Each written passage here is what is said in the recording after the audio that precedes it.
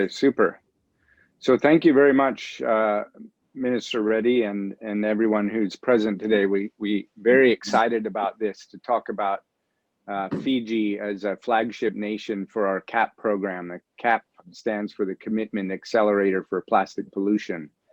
And this very much follows on with the event that Mr. Wycliffe was mentioning that we hosted there last year that some of you might be familiar with, which was the Plasticity Forum, which was a business conference with many stakeholders talking about solutions for second life plastic so that it does not become waste. And this new program, CAPP, generated from a UN program which we were funded to do a report to study 580 global commitments on plastic pollution, both from the private sector, the public sector, and governments. And based on some of the facts that many of us might know, and as an island nation, you probably know, but much of the plastic that gets into the environment gets into the ocean through our waterways.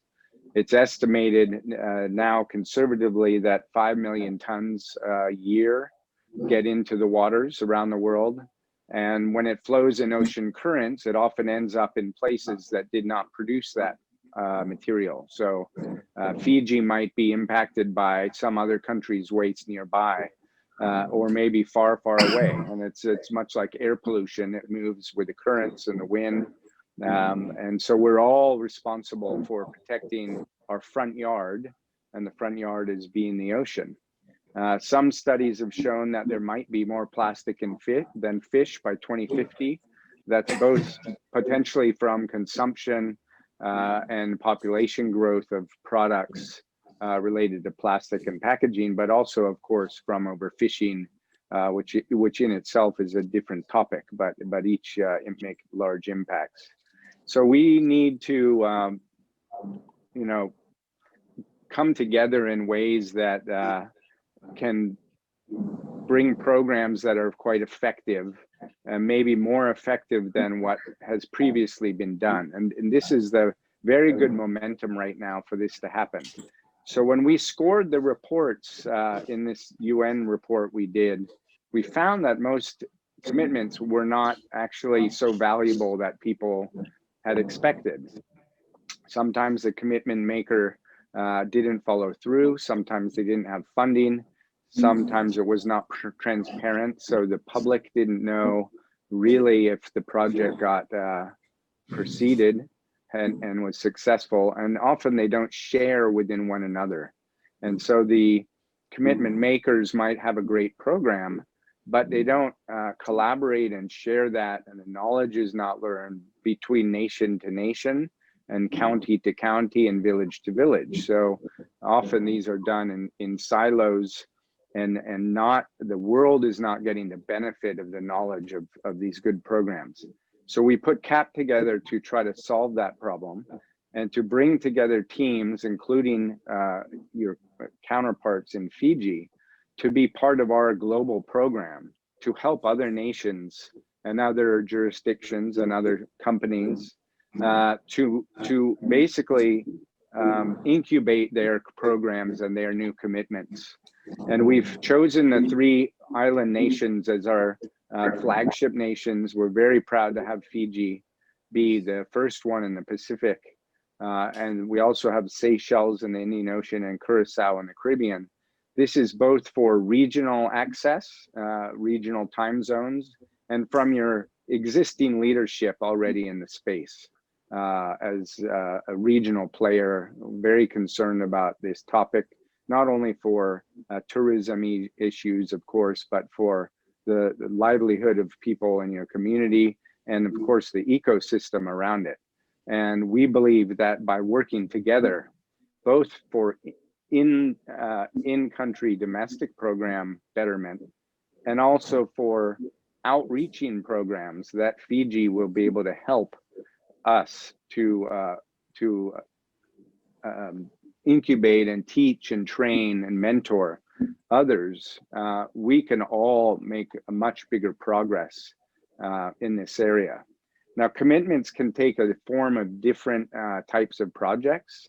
Some people might focus on bodies of water, on the protection and prevention of waste from rivers and creeks and coastlines and the flow of material. Other entities might be businesses or nonprofits or business associations, policymakers who make a governmental decision or a governmental mandate to reduce plastic waste or pollution or a certain product by a certain year.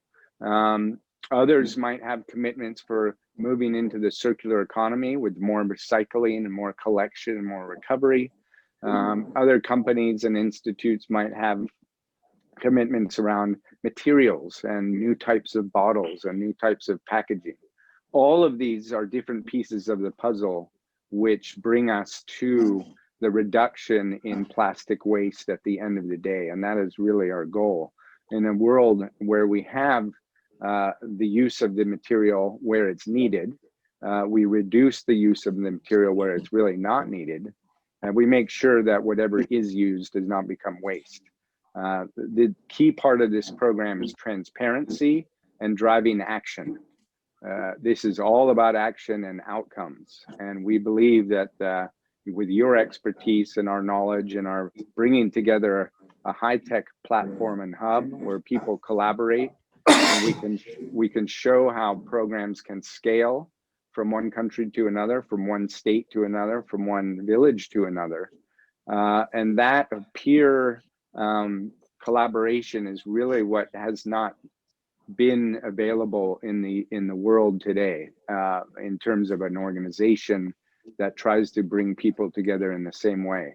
So that's our global community. We will have a digital platform on the back end that helps people network together.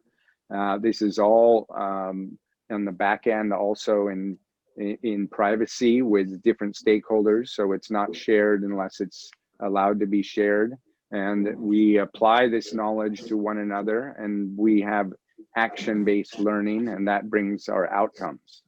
So we have a great team of people who are from the US and the Caribbean, myself in Hong Kong. We all have different expertise in the broad area of networking, bringing people together to work together, and of course, plastic pollution across the whole value chain. And that's why we brought plasticity to Fiji in the past.